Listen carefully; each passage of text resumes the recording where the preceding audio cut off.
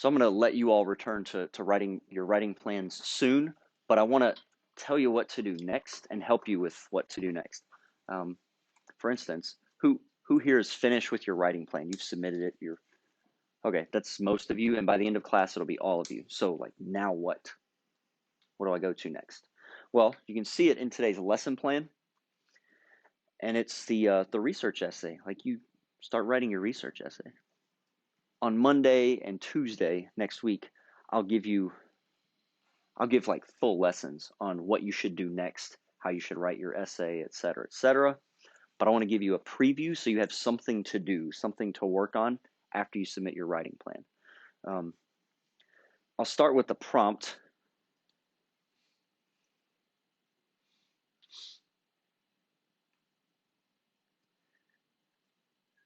There it is. You all have seen this before. You can read it on your own. If you haven't already, you should read it. 6 to 7 page paper. Your first draft is due the 20th, which is a Friday. And then the last draft is due April 2nd, so both before spring break. So we finish this before spring break. Here are the number of sources. You need 7 with at least 3 from three different sites. Then you have the assignment description and the rubric, the criteria for success. So there's that. A document that I think will be extremely helpful is this one. And this is the document that you should go to after you finish your writing plan. It's an outline that students in past classes have found incredibly useful. I can't remember though. Have I given you this before for another paper? I did. Which paper was it? For the speech. Perfect. So I'm sure I adapted it. This central portion remains the same. Just what's your main topic? Then in this essay,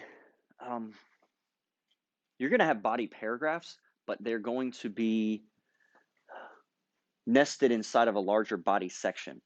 So you're going to have more than one body paragraph per section. You're going to have at least 2 up to 4 paragraphs per section. You end up having 3 to 4 sections in your paper, but you're going to need more than one paragraph in each section. So this page just helps you figure out what are you going to say? What are you going to include in each section? The first section is where I recommend students usually start because this is going to be the background information section. This is where you tell me what I need to know about, I don't know, CRISPR research, or someone's writing about how the company Gillette convinced women 100 years ago that they needed to shave their legs frequently. Like whatever background information I need to know, that's what you're going to tell me. Then each of the body sections after that are going to be analysis sections where you're talking about the cause and effect. This happened and then it led to this, etc. I have a sample that, here it is. It's based on our topics last year. Some of our topics last year were a bit grimmer than the ones this year. We wrote about the obedience articles, and so I mean, a lot of students wrote about like cults. How did what's that guy's name? Charles Manson convince women to become serial killers? It's very uncommon for a woman to be a serial killer. He convinced multiple women to do that. So this topic, it's a bit grim, but it fit the prompt from last year. But it was about domestic violence. And the first section was on background information. Second section, how physical violence can be used as intimidation. The third section, emotional manipulation. Fourth section, financial need and codependence. Anyways, you have like a topic for each section, right?